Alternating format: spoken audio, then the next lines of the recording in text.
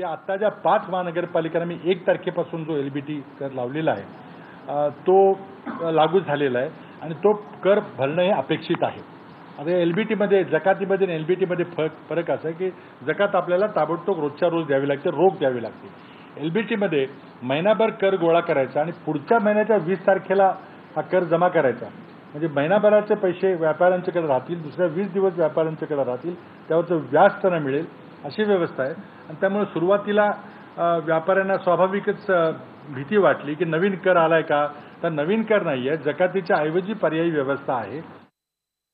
मुंबईमधला जो कायदा वेगळा कायदा आहे महानगरपालिकेचा आणि मुंबई महानगरपालिका कायद्यामध्ये विधिमंडळानं अजून संशोधन केलं नाही. त्यामुळे मुंबईला एलबीटी लागू झाला असा जो अपप्रचार SMS च्या माध्यमातून केला गेला तो साफ चुकीचा आहे. तो कायदा दुरुस्त करताना सर्व संघटनांची पुन्हा एकदा चर्चा सरकार करणार आहे आणि विधिमंडळाने कायदा पास केल्यानंतरच मुंबईला एलबीटी लागू शकेल.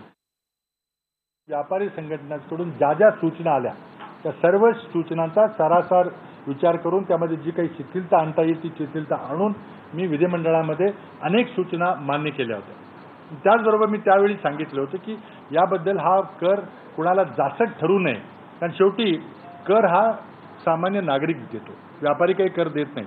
आणि त्यामुळे व्यापाऱ्यांच्यावर काही कर लावलेला नाही, व्यापारी फक्त कर गोळा करून राज्यापेक्षा महानगरपालिकेच्या तिजोरीत हा कर देणार आहे, एवढीच त्यातली माझी व्यवस्था आहे. म्हणून आम्ही तयारी दाखवली होती की अनेक वेळेला संघटनांशी बोललोय की तुम्ही जर चांगल्या सूचना दिल्या, व्यावहारिक सूचना दिल्या, तुमचा त्रास कमी होईल अशा सूचना दिल्या तर मी स्वीकार करू.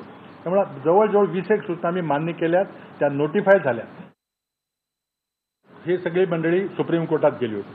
सुप्रीम कोर्टाने त्यांची याचिका फेटाळून लावलेली, हे आज तुम्हाला सगळ्यांना माहिती झालं असेल. मला वाटतं त्यामुळे आता सामान्य माणसांना त्रास देणं उचित ठरणार नाही. त्यामध्ये मी वेळोवेळी सांगितलेलं आहे की प्रक्रियेमध्ये आणखी शिथिलता आणायची, सोपं करायचं असेल तर ती करायला तयार आहे. बऱ्याच गोष्टी मी ऑलरेडी त्यांच्या मान्य केलेल्या आहेत. त्यामध्ये रजिस्ट्रेशन करण्याची जी प्रक्रिया आहे ती 5 लाख वॅटला करावी लागते, ही आपली आपण 1 लाख होती ती 3 लाख केली, 1.5 लाखाची 4 लाख केली, आणखी वाढवायची आमची तयारी आहे. आता कोणीतरी बसलं पाहिजे, पहिल्यांदा संप करणं आणि अशा प्रकारचं करणं काही योग्य होणार नाही. हा निर्णय आघाडी सरकारनं 2009-10ला घेतलेला आहे.